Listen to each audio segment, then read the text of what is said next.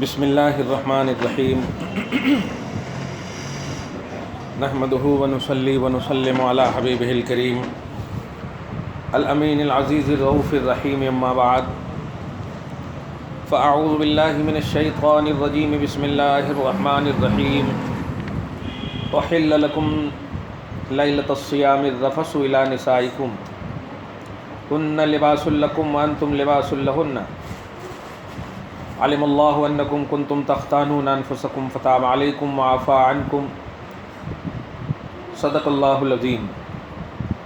حصول برکت کے لیے دھیرے دھیرے درود شریف پڑھ لیجیے۔ اللہم صلی وسلم بارک علی سیدنا و شفیعنا و حبیبنا و مولانا محمد معدن الجود والکرم وعلی آلہ الکرام ابنہ الکریم وآلہ واصحابہ وبارک وسلم صلی اللہ تعالی علیہ وسلم۔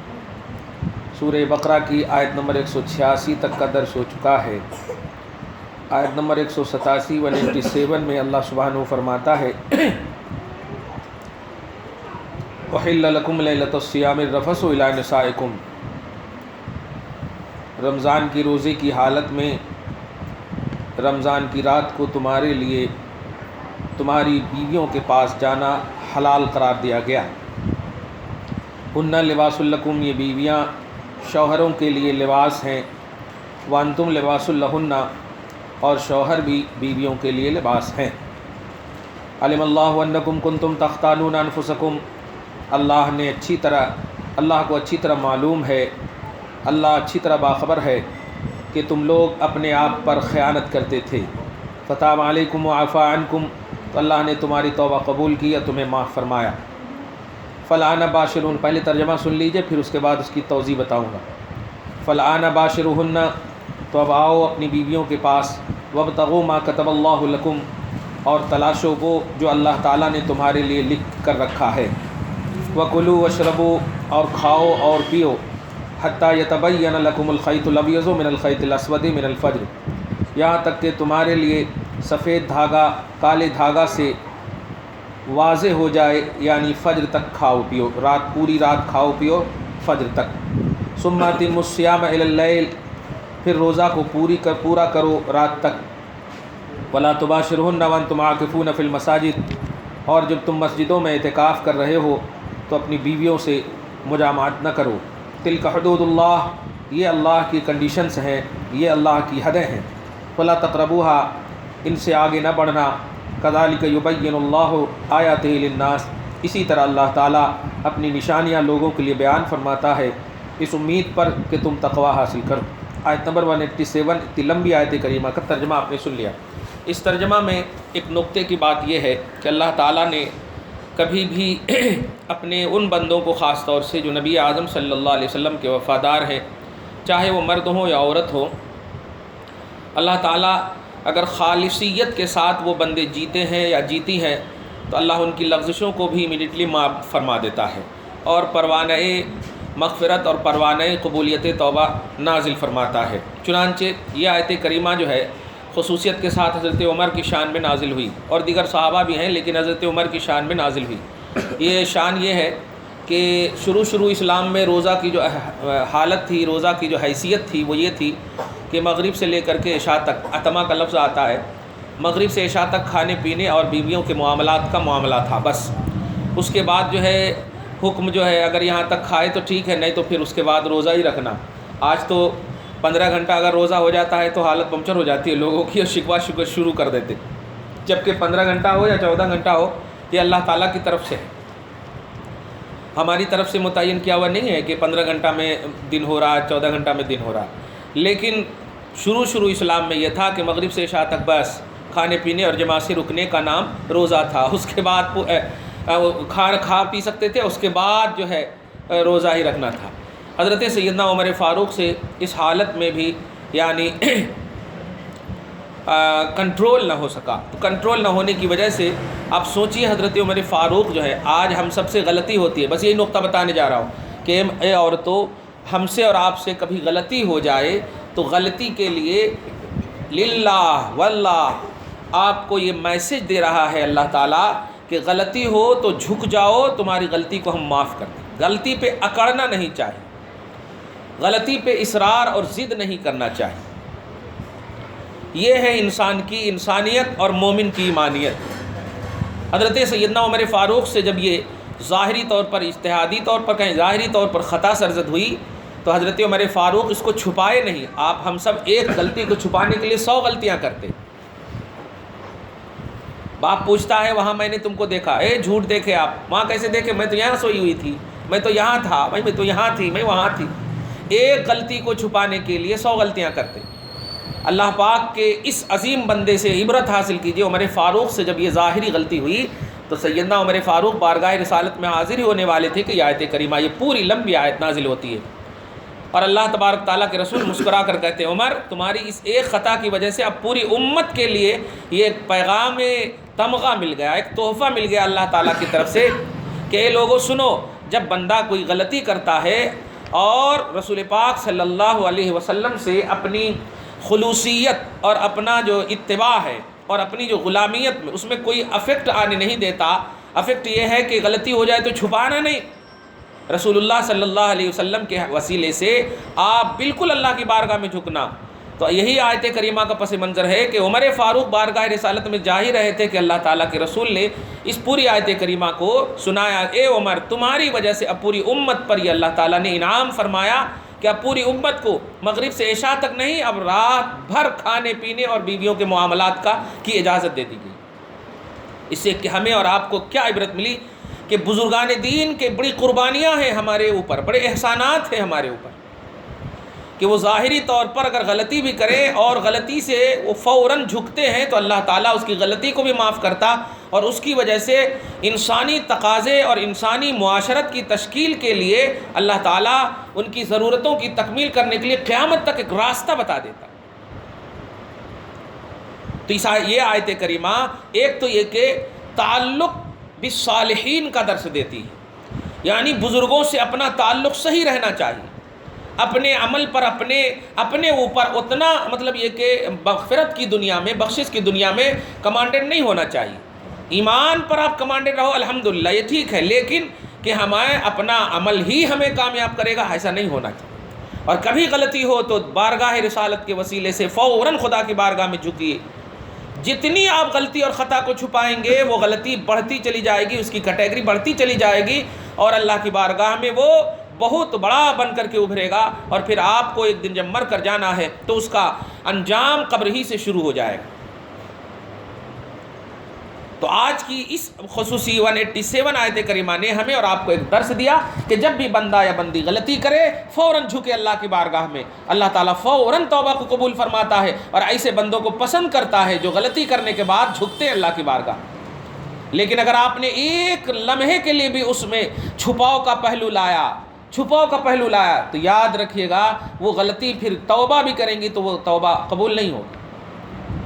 صحیح توبہ وہ ہے کہ غلطی کرتے ہی اللہ کی بارگاہ میں جھک جائیں، احساس ندامت کے ساتھ، شرمندگی کے احساس کے ساتھ۔ چلیے آیت کریمہ 187 نے ایک ذہن دیا، اور آپ دیکھیے 188 میں بھی ایک بڑی اہم اور معاشرتی بات آ رہی ہے، بڑی توجہ سے سنو وہاں، وَلَا تَأْكُلُوا أَمْوَالَكُمْ بَيْنَكُمْ بِالْبَاطِلِ، اے ایمان والو اور ایمان والیو، آپس میں ناجائز اور ناحق طریقے سے مال مت کھاؤ۔ اب میں چپ ہوں تھوڑی دیر، کس لیے؟ آپ پوری طرف ہماری طرف متوجہ ہو جائے، پوری طرح آپس میں باطل کے ذریعے سے ناحق اور ناجائز طریقے سے مالوں کو مت کھاؤ۔ کیا ہے ناجائز طریقے سے مالوں کو؟ سود، رشوت، بلا وجہ ادھر ادھر۔ ارے آج کل تو افسوس ہوتا ہے، اللہ پاک نے حالانکہ ابھی پارہ نمبر 3 میں آپ ایک آیت کریمہ پوری آیت نمبر 282 کے ذریعے سے پورا سنیں گے کہ کسی کو بھی جو بھی علم ملا، چاہے دینی علم ملا ہو یا دنیاوی علم ملا، جیسے آپ کو بایولوجی میں کامیاب ہے، آپ کیمسٹری میں زبردست ہے، آپ سائنس میں بہت ہی اعلیٰ ہیں، تو یہ جتنے بھی دینی ہو یا دنیاوی علم ہو، جس میں بھی آپ کو ملا یہ سب اللہ تعالیٰ کی طرف سے ہے، یعنی وہ اللہ کی نعمت ہے۔ اگر اس کو آپ دین کے لیے یوز کریں گی تو اللہ تبارک و تعالیٰ بہت خوش ہوتا، اور اگر دنیا کے لیے یوز کریں گی تو وہ تو پہلے ہی سے دنیاوی علم تھا، اور اس کو دنیا ہی کے لیے یوز کریں گی تو پھر اللہ تعالیٰ ناراض ہوتا ہے۔ کما علمہ اللہ کا ایک لفظ ہے جس میں نے آج کے حساب سے اس کا ترجمہ کیا، جیسے کسی کو اللہ نے ایڈوکیٹ بنایا، کسی کو اللہ نے وکیل بنایا، کسی کو اللہ نے مطلب یہ کہ پاسپورٹ بنانے کا حامل بنایا، کسی کو اللہ نے آئی ڈی کارڈ بنانے کا حامل بنایا، کسی کو RC بنانے کا حامل بنایا. یہ سب دنیاوی بات بتا رہا ہوں. اب آپ سوچئے کہ میری ایک دستخط سے اگر آپ کی زندگی سنور رہی ہے تو مجھے ایک سیکنڈ میں دستخط کرنے میں کیا ہوا ہے؟ میں کیوں ٹیبل کے نیچے سے 2 لاکھ روپے لوں آپ سے؟ ایک دستخط جو اللہ تعالیٰ نے ہمیں انگلی میں طاقت دی اور میرے قلم میں وہ تاثیر عطا فرمائے. تو جو کچھ بھی اللہ کے مسلمان بندوں کو جو کچھ بھی ملے ہیں، خاص طور سے میسج ہے ماں کہ اگر آپ کی دستخط سے، آپ کی محنت سے، اب توجہ دینا، جو بھی آپ کے اسٹیٹس ہے، اگر کچھ بھی اگر دوسروں کا، دوسرے مومن بھائی کا بھلا ہو رہا ہے تو آپ بغیر کچھ لیے ہوئے، بغیر کچھ بدلے کے آپ اس کی مدد کر دیجئے، اللہ بے پناہ خوش ہوتا. تو یہ بھی ہے ایک طریقہ. اللہ پاک فرما رہا لا تاکلوا اموالکم بینکم بالباطل، باطل طریقے سے آپس میں مال مت کھاؤ. میں کبھی کبھی سوچتا ہوں کہ آپ کبھی جائیے کہیں کسی کے کیس کے معاملے میں، یا عورتوں کے کیس کے معاملے میں تو بہت دیکھتا ہوں، ارے آپ ہیں اسی لیے ہم 5,000 روپے لے رہے ہیں، آپ ہیں اسی لیے 5,000 روپے لے رہے ہیں. ارے آپ کے بعد یہ ہونا چاہیے کہ آپ ہیں اسی لیے کچھ نہیں لے رہے ہیں، ایسا ہونا چاہیے. یہ 5,000 جو آپ لے رہے ہیں، سوال یہ ہے کہ اللہ پاک نے جو آپ کو طاقت دیا، آپ کو جو اللہ نے ڈاکٹر بنایا، جو کچھ بھی بنایا اللہ تعالیٰ نے، اگر آپ سے ہو سک رہا ہے، یعنی آپ کی زندگی ایسا نہیں کیا، اگر ڈیپینڈنٹ ہے اسی پر تب تو آپ لے سکتے ہیں، کوئی حرج نہیں ہے. اگر وہی آپ کا ذریعہ معاش ہے تو آپ لے سکتے ہیں، کوئی حرج نہیں. لیکن اگر آپ، وہ دستخط میں کون سا ذریعہ معاش ہے آپ کا؟ آپ ہیں اس لیے 5,000 10,000 معاذ اللہ، اور لوگ بھی دے بھی رہے ہیں، مجبور ہیں، اب کیا کر سکتے. کئی کیسز ہمارے پاس ایسے آئے. آج تو میں ایک دم ڈکلیئر کر دوں کہ ڈاکٹروں کو اور وکیلوں کو اللہ نہیں بخشے گا. آج کے حساب سے اگر بول دوں تو بتائیے، ہمارے پیشنٹ مرنے کے قریب ہے اور کہہ رہے ہیں کچھ فارمیلٹی ہے، مطلب ڈاکٹر کی اور یہاں اسپتال کی فارمیلٹی. ارے فارمیلٹی، اللہ نہیں بنے ہو تم یار، بندے ہو. اے بندہ مر رہا، پہلے زندہ تو کر، ڈسچارج مت کرنا، پولیس کو کھڑا کر دو، مت کرنا ڈسچارج، پہلے زندگی تو دے دے. بعد میں اگر وہ نہیں فارمیلٹی پوری کریں گے تو مت ڈسچارج کرنا، تو زندگی تو دے. یہ کیسے ہیں یہ ڈاکٹر لوگ بتائیے تو؟ یہ بخشش نہیں ہو گیا. ایسے وکیل لوگ بولتے نہیں، میرے پاس آتے ہی پہلے 5,000 روپے دینا پڑتا اپارٹمنٹ کا. ماں یہ کیا ہے؟ تو وہاں جاؤ، ملک الموت آتے ہی ساری روحانیت چلی جائے گی، قبر میں جاتے ہی مٹی ادھر سے ادھر کر دیں گی آپ کی پسلیاں. اس وقت کوئی رشوت اور کوئی سود کام نہیں آئے گا، کوئی ڈونیشن کام نہیں آئے گا. وہی اللہ پاک آیت نمبر 188 میں فرما رہا لا تاکلوا اموالکم بینکم بالباطل، باطل طریقے سے آپس میں مال مت کھاؤ. دعا کی قبولیت کے لیے 2 بات ہمیشہ میں بولتا ہوں حدیث کی روشنی میں، کہ سچ بولنا اور حلال کمائی کرنا یہ دعا کی قبولیت کا راز ہے. جو شخص جھوٹ بولتا ہو یا حرام روزی کھاتا ہو، اس کی دعا کبھی قبول نہیں ہوگی، چاہے وہ کعبہ کے اندر دعا کرے، چاہے وہ نبی کا، کہ پورے نبی کا وسیلہ لے لے، وہ اللہ کا وسیلہ لے لینا قبول ہی نہیں ہوتی. قبول کرنے والا اللہ ہے. اس لیے خبردار خبردار، مال حرام ہرگز ہرگز دعا کی قبولیت کا ذریعہ نہیں بن سکتا، اور جھوٹ کبھی بھی دعا قبول نہیں ہو سکتی. آپ سامنے میں کتنا بھی سفید کپڑا پہن کر کے، کتنا بھی ایک دم صاف ستھری ہو کر کے رہیں، لیکن دل اگر آپ کا جھوٹ ہے تو کبھی بھی آپ کامیاب نہیں ہو سکتے. تو باطل طریقے سے کبھی مال مت کھانا. اس آیت کریمہ سے ایک اور لطیف اشارہ کر رہا ہوں کہ جس کھانے پینے کی چیز میں اگر شک ہو جائے، چونکہ واٹس ایپ پر مجھے بہت سوال آتا ہے، سعودی عرب جاتے ہیں اور یہاں جاتے ہیں، وہاں جاتے ہیں، وہاں جو ہے گوشت کیا ہے کہ مشین کے ذریعے سے کاٹتے کتے ایسا ویسا. تو یہ کتے پتے والی جب بات آ جائے تو اس کو بولتے ہیں شک. اور جس کھانے پینے کی چیز میں شک واقع ہو جائے اس سے بچنا افضل ہے، کیونکہ آپ بغیر اس کے کھائے بھی جی سکتے ہیں الحمدللہ. اسی لیے کھانا پینا مباح ہے، فرض اور واجب نہیں ہے. اگر کھانا پینا فرض اور واجب ہوتا تو نبی پیٹ پہ کبھی پتھر نہیں باندھتے. تو کھانا پینا مباح ہے. تو کھانے پینے کی چیز پر کہ کیا ہے کہ مطلب صحیح عقیدے والے ذبح کرے ہیں یا نہیں، اور کیا ہے کہ ہندو ذبح کرے ہیں. لیکن کچھ لوگ نام رکھتے اپنی دکان کا حلال چیز حلال چیز نام رکھتے. یہ نام رکھنا ہی بتا رہا ہے کہ کچھ حرام کا مسئلہ ہے یہاں پہ. کہیں کن تم نام رکھے حلال چیز. تو کھانے پینے کی چیز میں اگر شک ہو جائے کہیں پر بھی تو کبھی بھی اس چیز کو کھائیے نہیں، وہاں پر بچنا افضل ہے. تو ایسے ہی چاہے کہیں کا بھی مسئلہ ہو. اب نجدی حکومت جو ہے یہ ہم تو جب حج کو گئے تھے، آپ بھی جب حج کو جائیں تو ہم تو ہمیشہ مشورہ دیتے اپنے ہاتھ سے ذبح کیجئے مقامی ذبح میں جا کر کے. الحمدللہ موقع ملا ہے تو کیجئے نا آپ. وہاں ایسا نہیں ہے کہ وہاں جانور نہیں ملتے اور ذبح کا موقع نہیں ملتا ایسا نہیں. مجبوری ہے تب تو بالکل مجبوری ہے، لیکن اگر موقع ملے تو آپ اپنے سے ذبح کیجئے، اپنے جانور کو ذبح کیجئے. اگر آپ حج تمتع کر رہے ہیں تو وہ قران افراد والے دوسرے. خیر کہنا یہ ہے کہ کسی بھی چیز پر اور کہیں بھی اگر واقع ہو جائے شک، تو اس شک سے بچنے کے لیے بہترین طریقہ یہ کہ وہ چیز کو آپ چھوڑ دیجئے اگر جان بچ رہی ہے تو. ہاں، اور کھانے پینے کی چیز سے تو جان بچ ہی سکتی ہے الحمدللہ. باقی اگر جان بچانا ممتع ہے تب تو پھر وہ شک کی کیا ہے، حرام چیز بھی وہاں پر اجازت کی ہے، جان بچانے کا مسئلہ آ جائے. تو ایک یہ بھی صورت ہوئی اس آیت کریمہ میں کہ جب کبھی بھی چکن کا مسئلہ ہو، بکرے کا مسئلہ ہو یا مٹن کسی کا بھی مسئلہ ہو، کیا ہے کہ کون ذبح کیے سو ہیں، کیسا ذبح کیے سو ہیں، اگر ذرا بھی شک ہو جائے تو آپ بالکل نہ کھائیے، بچنا افضل ہے. آگے دیکھیے دوسری جو LLB اور ایڈوکیٹ کا مسئلہ لایا ہوں وہ آیت کریمہ ہے. دیکھیے وَتُدْلُوا بِهَا إِلَى الْحُكَّامِ. ارے ایمان والو، آپس میں باطل طریقے سے مال اس طرح بھی مت کھاؤ کہ تم ان مالوں کے کھانے کے لیے حکام کے پاس مقدمہ دائر کر دو. آج ایسے چھوڑانا بھائی جو ہے جا کر کیس کر دے رہا ہے، میں سعودی عرب سے پیسہ بھیجا تھا ماں باپ کو، اور ماں باپ نے ہماری بہن کو لکھ دیا میرے پاس دیکھو یہ پورے کاغذات ہیں، اب جا کر کے کیس کر دیا. اب آپ بتائیے یہ باطل طریقہ ہے ماں، کیونکہ جس وقت تو سعودی عرب میں تھا اپنی جوانیت کے گلچھرے اڑا رہا تھا، آج تب جو انڈیا میں آیا بچیاں جوان ہو گئی تو ماں باپ کی جو کارکردگی تھی تیرے اوپر بھروسہ کر کے تیری بہن کے نام رکھا، تیری بہن کو تیرے رسپیکٹ کی بنیاد پر، تیری عزت کی بنیاد پر اس کے نام کر دیا، تو ماں باپ نے کیا ہے. اب ماں باپ کے کرنے کی وجہ سے آج جب بھی بیٹیاں جوان ہو جا رہی ہیں تو اب پیسے نظر آ رہے ہیں تم کو اور ماں باپ کو بھی ریجیکٹ کر رہے ہو. نہیں اس وقت میرے پیسے تھے، اب حالات ایسے تھے، آج ہمارے کو پیسے کی ضرورت ہے. تو اسی وقت بول دینا تھا ماں سب پیسہ میرا جمع کر کے رکھنا، لیکن اس وقت تو فون سے بول رہا تھا میں زندہ ہوں ماں، کیا تو بھی کر لو نا، میں بھیج رہا ہوں تمہارے واسطے، میں ابھی زندہ ہوں، کچھ تو بھی کرو. واہ واہ، اب کچھ تو بھی نہیں، سب کچھ کر کے اب پھر ماں باپ کو تم گالی دے رہے.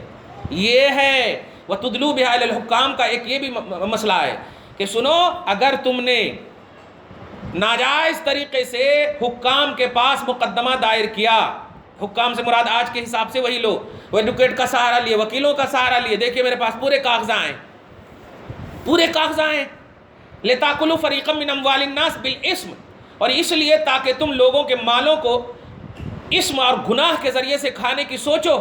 یہ گناہ ہے. ایک چھوٹی سی مثال کہ کیا آپ اگر قے کر دیتی ہیں تو پھر کیا اس کو چاٹتی ہیں؟ نہیں چاٹتی. ایسے ہی مثال ہے گفٹ کی. ایک اولاد جب سعودی عرب میں رہتا یا باہر رہتا اور وہ اپنے ماں باپ کو یہ کہتے ہوئے دیتا کہ آپ کھائیے نا الحمدللہ اور مزید دعا کیجئے کہ ہم کماتے رہیں اور ایسے ہی آپ کو بھیجتے رہیں. اب ماں باپ کو آپ نے کہا کھائیے، مگر ماں باپ نے اس کو جمع کر کے رکھا، اور جمع کر کے رکھا اتنا کہ وہ ایک گھر خرید لیا اور وہ گھر کسی اور کے نام دے دیا. البتہ انفارم تجھ کو کر دیا بیٹا تم نے بھیجا تھا، میں نے جمع کر کے رکھا تھا اور وہ گھر لے کر کے فلاں بھائی کے نام دے. اس وقت تو تم نے کہا بڑا اچھا کام کیا ماں. ذرا آپ غور کیجئے، بڑا اچھا کام کیا کرنے سے پہلے تم نے یہ کہہ دیا تھا کہ ماں میں بھیج رہا ہوں تم کو کھانے کے لیے، اس کا مطلب تم نے گفٹ کر دیا. جب کھانے کے لیے اب اگر وہ کھا جاتی پوری تو اب آج کے دن تم یہ مقدمہ کہاں سے دائر کرتے؟ وہ دیانت تھی کہ رواداری کی کہ میرا ایک بیٹا کما رہا ہے الحمدللہ، میرا دوسرا بیٹا یا دوسری بیٹی محتاج ہے تو میں الحمدللہ میں باپ ماں ہوں، اس لیے میں دونوں کے درمیان سب کے درمیان رواداری کرنے کے لیے ایسا کر رہی ہوں. تو کاٹ کر پیٹ کاٹ کر پیسہ رکھ کر کے اس ماں نے اس باپ نے دوسری بیٹی یا دوسرے بیٹے کو بڑھایا یا چڑھایا. اب جبکہ تم نے کہہ دیا تھا کہ تم کھا لو ماں، اب پھر اس کھائے ہوئے چیز کو اب تم لوٹانے کی بات کر رہی ہو یا کر رہے ہو. بڑا افسوس ہوتا ہے ایسی اولاد پر. اگر وہ ماں کہہ دے نہیں بیٹا تو نے تو کہہ دیا تھا کہ تم یوز کر سکتے کیسے بھی، تو میں یوز کر لی ہوں، میں نے جو اچھا سمجھا وہ کیا. نہیں آج ہماری بیٹی جوان ہوگی نہیں دکھ رہی کا تم، ارے اللہ کے نیک بندے ایسا ہرگز نہیں کرنا، یہ اسم ہے، یہ گناہ ہے. ماں کے ہونٹ تمہارے لیے اگر ہلیں تو دعا کے لیے ہلاؤ نا، دل کو کیوں توڑ رہے ہو؟ مت توڑو دل ماں کا، ورنہ پھر جانتے ہو ظاہری طور پر دولت مل بھی گئی لیکن آخرت تباہ ہو جائے. تو ایک صورت یہ بھی ہے، آج کے حساب سے میں نے اس کا ترجمہ کیا. کیونکہ پہلے ایسے ہی ہوتا تھا کہ کبھی ایک دم بالکل ظاہری رسپیکٹ دینے کے لیے، عزت دینے کے لیے، ہاں آپ بہت اچھے ہیں، ایسا ایسا ایسا آپ کھا لیجیے نا، جو بھی کرنا ہے کر لو نا. اب پھر جب بڑھ جاتے، جب حالات ایسے آتے، ارے نہیں میں پرسوں دیا تھا نا اتنا، ارے تو کھانے کے لیے دیا تھا بیٹا، پھر مانگ رہا نا، نہیں آج ضرورت ہے، ایسا نہیں، یہ گناہ ہے. وَأَنْتُمْ تَعْلَمُونَ، حالانکہ اس کا پورا ڈیٹیل تم سب کو معلوم ہے. سب کو معلوم رہتا ہے انسان کو کہ میں نے ایسا کیا تھا، ویسا کیا تھا، میرے ارادے یہ تھے، اس وقت میری نیت یہ تھی. وقت تو اس آیت کریمہ نے ہمیں جھنجھوڑ کر رکھ دیا کہ جب بندہ مومن کوئی چیز کسی کو گفٹ کر دے. اور ایک اور مسئلہ کھل کر بول دوں، اولاد ماں باپ کے حوالے سے یہ بات ہمیشہ دھیان میں رکھیں کہ اگر بیٹوں کے لیے ماں باپ جنت ہے تو بیٹیوں کے لیے بھی ماں باپ جنت ہے. یہ میں وہ بات بول رہا ہوں ماں کہ تم کبھی کسی کی بہو بھی بنتی ہو تو بہو بننے کی بنیاد پر جو تمہارے اوپر اتیاچار ہوتا ہے یا تم جو اتیاچار کرتی ہو، یہ دونوں بات دھیان میں رکھو. بیٹی کے لیے بھی اس کے ماں باپ کا قدم جنت ہے، اس کی ماں کا قدم جنت ہے، اس کا باپ جنت ہے. اور بیٹے کے لیے بھی ہوتا کیا ہے کہ ایک بیٹے کی ماں یہ تو پوری طرح ایک دم، اور یا بیٹا بھی جو ہے یہ پوری طرح جانتا ہے کہ ماں باپ کے قدم میں جنت ہے، لیکن یہ بھول جاتا ہے کہ یہی لفظ جو ہے میری بیوی بھی بولنے کا حق رکھتی ہے کہ میرے ماں باپ کے قدم میں میرے لیے جنت ہے. بیٹی بھی یہ حق بولنے کا رکھتی ہے. لیکن ایک بیٹا جو ہے ایسا سپورٹ کرتا، ایک دم ون سائڈڈ سوچو اس کو ذرا، ایسا سپورٹ کرتا ماں کی کہ ایسا لگتا کہ اب جو وہ بیٹی بیاہ کر آئی ہے کہ اب اس کا کوئی ماں باپ سے کنیکشن ہی نہیں ہے، نہیں اب میری ماں باپ کی خدمت کرو. ایسا کیوں؟ تیرے لیے تیرے ماں باپ کے قدم جنت ہے تو میں بھی تو جنت کی متلاشی ہوں. میرے ماں باپ ابھی زندہ ہیں تو میرے ماں باپ کی بھی خدمت اور ان کی رسپانسبلٹی میرے اوپر بھی عائد ہوتی ہے. میں کیسے بغیر خدمت کے جنت لے سکتی ہوں؟ یہ پوائنٹ نوٹ کرنا آپ ماں، یہ احساس کرنا، اور یہ شوہر کو بھی احساس دلاؤ، بیٹوں کو یہ احساس دلاؤ. دھیان رکھنا، شوہروں کو یہ احساس دلاؤ، مردوں کو یہ احساس دلاؤ کہ آپ اپنے ماں باپ کے حوالے سے پازیٹیو رہیے. ہمیں بھی اپنے ماں باپ کے حوالے سے پازیٹیو رہنے دیجیے. ہرگز ایسا نہیں. اگر تو ماں باپ کے ہاں گئی تو 3 طلاق، ارے کی استغفر اللہ معاذ اللہ. اگر تو وہاں گئی ان سے بات کری تو 3 طلاق. ارے 20 سال تک ان کے بغیر وہ زندہ نہیں تھی، ان کے گود میں پلی، بھائی کے گود میں پلی، پیار میں پلی، محبت میں پلی، ممتا میں پلی، اور آج جو ہے ان سے ذرا بات کر رہی ہے تو یہ کون سی شک کی دنیا تم قائم کر دی؟ یہ ساری چیزیں جو ہے آج ہماری خانہ جنگی اور ہمارے مطلب یہ کہ نکاح کے ختم ہونے کا ذریعہ بن رہی ہے. بھروسہ اور اعتماد کی دنیا میں جیو پیارے. یاد رکھو مسئلہ یہ ہے، دھیان رکھیے گا، ہفتہ میں، مسئلہ شریعت کا بول رہا ہوں، ہفتہ میں اگر ماں باپ نزدیک میں ہے تو بلا اجازت شوہر بھی بیٹیاں یعنی بیویاں اپنے ماں باپ سے مل سکتی. ہفتہ میں اگر مطلب یہ کہ جا سکتی ہے آسانی سے، تو ایسا نہیں کہ آپ سعودی عرب پہ چلی جائے، ایسا نہیں. ہفتہ مطلب جیسے اب یہاں پر ہماری شادی ہوئی اور 2-3-5 گھر کے بازو میں ماں باپ کا گھر ہے تو جانا اویلیبل ہے، جانا مقدر ہے، آسانی ہے. تو یہ ماں باپ کا مقام، ماں باپ ہوتے ہیں. جیسے بیٹوں کے لیے ماں باپ ہیں ایسے بیٹیوں کے لیے بھی ماں باپ ہیں. قرآن پاک میں ہرگز نہیں کہا کہ اے بیٹو تمہارے لیے ماں باپ کا قدم جنت ہے، نہیں، اولاد کے لیے. اور اولاد تو بیٹیاں بھی ہیں اور بیٹے بھی ہیں، دونوں اولاد ہیں نا. تو یہ دونوں ہم سب کی ماؤں کو ایسا ٹرین کرنا ہوگا، ایسی تربیت دینی ہوگی. لیکن افسوس ہوتا ہے نہیں، آج ہندوانہ سارا رواج ہمارے پاس آ چکا ہے کہ نہیں تمہاری یہاں سے ڈولی اٹھی وہاں سے تمہاری ارتھی اٹھتی. یہ ہندوانہ رواج آ گیا کہ نہیں؟ اب رو کر آتی، دیکھو نا ہمارے ایسا ویسا. ایک تو یہ کہ ایک الٹا بھی سوچ لیتے، کبھی اگر ذرا سی ساس کی شکایت کری آ کر کے تو فوراً جا کر حکام کے پاس چلی گئی، فوراً جا کر کے ایڈوکیٹر اور وکیل کا سہارا لے لیے. کوئی تحقیق نہیں، کوئی انویسٹیگیشن نہیں، کوئی بھی تحقیق نہیں کرتے، اور بالکل بس جو ہے من میں آواز مگر ایسا میری بیٹی، یہ بھی غلط ہے.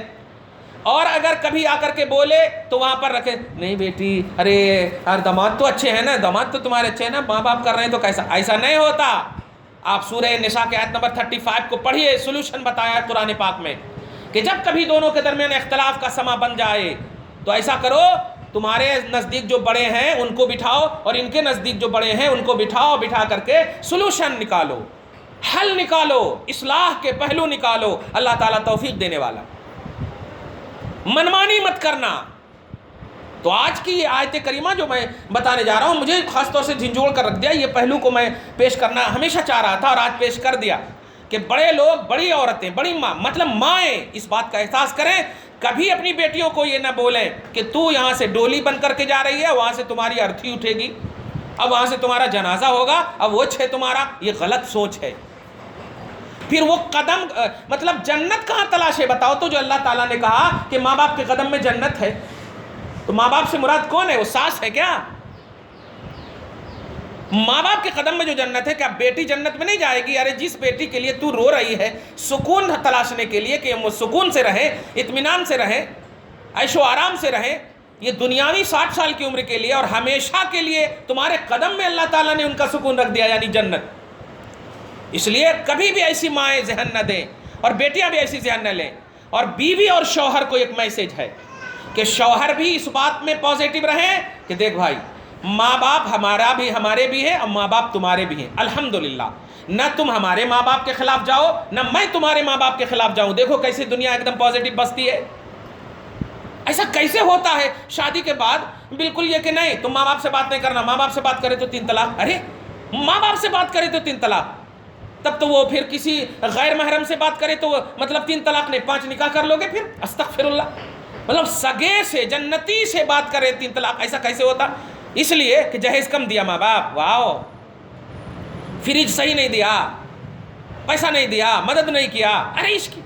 خبردار خبردار، رشتے اس بات کے نہیں ہیں کہ دنیاوی اثرات سے وہ افیکٹڈ ہو جائیں۔ رشتے دل سے محبت کرنے کا نام ہے، تکلیف ہو تو صبر کرنے کا نام ہے۔ اسی لیے میں عورتوں ذرا توجہ سے سنو اس جملے کو، تم شریک حیات کا لفظ سمجھتی ہو؟ شریک حیات کا لفظ سمجھو۔ تمہارے کو اللہ تعالیٰ نے، یعنی شریعت نے شریک حیات کہا ہے۔ شریک مانے ہوتا پارٹنر، اور حیات مانے ہوتا زندگی، اور زندگی کہتے ہیں غم کو بھی اور خوشی کو بھی۔ اس کو نوٹ کرنا، زندگی کہتے ہیں غم کو بھی اور خوشی کو بھی۔ تو شریک حیات کا معنی ہوا خوشی کی بھی پارٹنر اور غم کی بھی پارٹنر۔ اب بتاؤ، جب روز بھی تمہارے کو شاپنگ کے لیے لے جا رہے تو پارٹنر، اور ایک دن بارش کی وجہ سے نہیں لے گئے تو اسٹرائک، تو پھر شریک حیات کہاں رہی تم؟ شریک حیات بن کر رہو۔ حیات مطلب زندگی، اور زندگی میں خوشی اور غم دونوں آتے ہیں۔ تو پارٹنر صحیح وہی ہے، نوٹ کرنا، جو غم میں اس کا ساتھ دے، خوشی میں تو غیر بھی ساتھ دے سکتے ہیں۔ تو خوشی اور غم دونوں میں شریک رہنے کا نام شریک حیات ہے۔ بڑا افسوس ہوتا ہے، بڑا افسوس ہوتا ہے، خاص طور سے ہماری بہنوں کی طرف سے بہت شکایتیں آتی کہ جب تک خوب دیتے رہے ماشاءاللہ، اور ذرا کمی ہوئی تو بس، ارے نہیں ہو سک رہا تو چلو ہمارے کو چھوڑ دو نا ماں باپ کے یہاں، اماں نہیں ہو سک رہا تو چھوڑ دو نا۔ ایسا کیسے ہوتا؟ تو ایک ہو کر کے سوچ، مصطفیٰ جب پیٹ پہ پتھر باندھ رہے ہوں گے تو 9 بیویوں کو کیسے، اور 9 بیویاں کیسے رہ رہی ہوں گے ان کے ساتھ؟ اور ایسا بھی نہیں کہ وہ بیویاں غریب گھرانے کی تھی، ابو بکر کی بیٹیاں، عمر کی بیٹیاں بڑی بڑی تھیں، بڑی بڑی دولت مند تھی۔ غرانہ نہیں ماں، گھمنڈ نہیں کرنا اپنے ماں باپ پر اس اعتبار سے کہ اگر شوہر کبھی ان کے جاب ختم ہو جائیں، ان کی نوکری ختم ہو جائے، وہ کمانا بند کر دیں، تو ایسے عالم میں بجائے خوب سپورٹ کرنے کے، خوب دعا کرنے کے، تمہارے مطلب تمہارا ایک محبت بھرا ان کے سر پر ہاتھ رکھنے کے، تم ماں باپ کے یہاں جانے تو الٹا اور ڈبل ان کو تکلیف دے دیے نا۔ کہ ایک تو تم ہی تھی جو سکون دے سکتی تھی کہ ارے اللہ کی طرف سے تمہیں نوکری ملی تھی، اللہ ہی کی طرف سے نوکری چھوٹی ہے، پھر اللہ ہی کی طرف سے تمہیں نوکری ملے گی، آپ ٹینشن کیوں لے رہے ہو؟ ہم ہیں نا تمہارے ساتھ۔ ہاں بتائیے، ان کی باتیں کھل جاتی، سینہ پھول جاتا کہ جب سبوں نے ٹھکرایا تو نبی کا جملہ سنو، جب سبوں نے ٹھکرایا تو خدیجہ نے ساتھ دیا۔ جانتے ہیں کبھی کبھی حضرت عائشہ کے سامنے حضرت خدیجۃ الکبریٰ کے انتقال کے بعد بھی حضرت خدیجہ کی بڑی تعریف کرتے تھے نبی۔ تو کبھی اچھا کھانا وغیرہ بن جاتا تھا نا، یاد رکھیے کہ جب تک حضرت خدیجۃ الکبریٰ زندہ رہی تھی ظاہری طور پر، تو اللہ تبارک تعالیٰ کے رسول نے کسی دوسری لڑکی سے، یعنی کسی سے بھی شادی نہیں کیا، اتنا پیار کرتے تھے۔ جب انتقال ہو گیا حضرت خدیجہ کا، تب دوسری شادی کیا، 25 سال تک مصطفیٰ کے ساتھ رہی۔ تو ایسا پیار، ایسی محبت کہ حضرت خدیجہ کے پاس کبھی کبھی نبی رہتے تو حضرت خدیجہ کی بڑی تعریف کرتے اور پوچھتے کہ عائشہ کچھ اچھی چیز بنائی ہو؟ ہاں ایسا کرو نا کہ خدیجہ کی جتنی سہیلیاں تمہارے نزدیک موجود ہیں جا کر کے ان کو وہ دے دو کھانے پینے کی چیز۔ تو حضرت عائشہ، اب آپ کے حساب سے سمجھا دے رہا ہوں کہ آپ تو سمجھ بھی گئی ہوں گی، لیکن الفاظ دے رہا ہوں، حالانکہ ہم سب کی مائیں حضرت خدیجہ کے قدم کے دھول کے وسیلے سے بخشش ہوں گی، لیکن پھر بھی آپ کے حساب سے حضرت خدیجہ رشک کرنے لگتی تھی اور کبھی کبھی بولنے تھی کیا جی انتقال کے بعد بھی انہی کو یاد کرتے، میں ہی آپ کے پاس بیٹھی ہوں، میں آپ کے سامنے ہوں، انتقال کے بعد بھی خدیجہ خدیجہ خدیجہ ایسا خالی وہی بولتے رہتے۔ یہی بولتے نا آج کل بھی، ارے کیا بات، میں آپ کی بیوی میری تعریف کبھی کرے، ان کی تو تعریف بڑی کرتے ہیں آپ ان کی تو تعریف بڑی کرتے ہیں آپ، یہی ایسے بولتے ہیں نا۔ ذرا نوٹ کرو، نبی اعظم صلی اللہ علیہ وسلم سے جب حضرت خدیجہ نے ایسا جملہ کہا تو حضرت نبی اعظم صلی اللہ علیہ وسلم ارشاد فرماتے ہیں ایسا بھی نہیں، دیکھیں پازیٹیو، جب دل صاف رہتا ہے نا تو وہاں پر کینہ جگہ نہیں لیتا۔ نوٹ کیجئے، نبی کہتے ہیں ہاں عائشہ بالکل سچ کہہ رہی ہو، اور میں آج بھی ان کو بہت یاد کرتا ہوں۔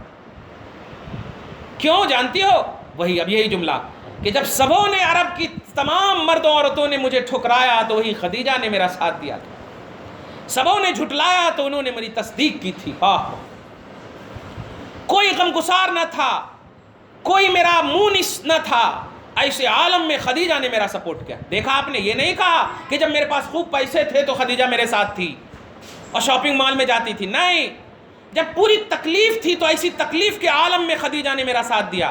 کیا ذہن ملا بیٹیاں، کیا ذہن ملا مائیں، کیا ذہن ملا بیویوں، کہ شوہر کا سپورٹ سب سے زیادہ جب تکلیف ہو کرنا یہ خدیجہ کی سنت ہے، مصطفیٰ جان رحمت کے دل کو خوش کرنے کا ذریعہ ہے۔ شوہر جب غم میں ہو، آپ کے بڑے غم میں ہو، آپ کے ذمہ دار غم میں اور تکلیف میں ہو، تو ایسے عالم میں کھل کر سپورٹ کرو۔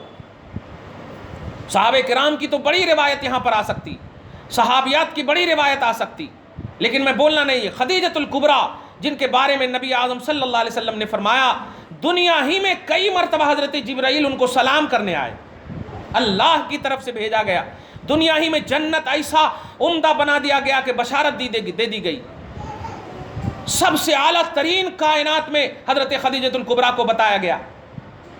کہنا یہ ہے کہ ہم اگر واقعی کامیاب ہونا چاہتے ہیں، ہماری بیٹیاں، بہنیں اور بیویاں، عورتیں کامیاب ہونا چاہتی ہیں، تو یہ سب بات دھیان میں رکھیں کہ صرف خوشیوں میں اپنے بڑوں کا ساتھ نہ دیں، چاہے وہ بڑے باپ ہو، بھائی ہو، شوہر ہو، کوئی بھی ہو، آپ ان کے تحت کفالت ہیں۔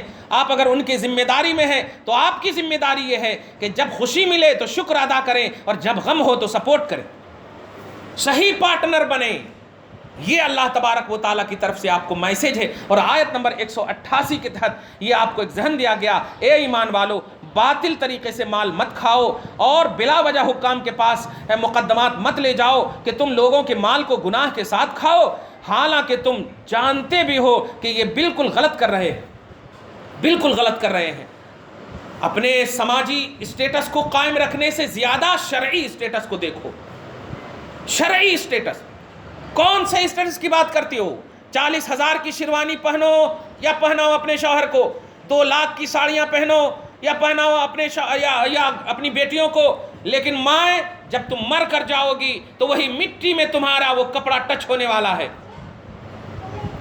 یہاں تو تم اچھے سے سینہ ملا سکتی ہو، دل ملا سکتی ہو، لیکن جب مر کر جاؤ گی تو وہی مٹی سے ٹچ ہونے والا ہے تمہارا وہ کپڑا جو 200 یا 500 کا کفن ہے، اور اسی لباس کے ساتھ میدان محشر میں تمہاری نمائش ہونے والی ہے، اسی کے ساتھ تمہیں حشر ہونا ہے۔ کہاں گیا تمہارا اچھا سے اچھا شاپنگ کرنا؟ کہاں گیا تمہارے اچھے سے اچھا بیوٹی کرنا؟ کہاں گیا؟ اس لیے یہ ساری چیزیں دنیاوی ترک تو کرنے نہیں کہوں گا، لیکن کرو، دین کو سنوارنے کے لیے کرو، دین کو نکھارنے کے لیے کرو، اللہ اس کے رسول کی رضا کے لیے اور ان کی خوشنودی کے لیے کرو۔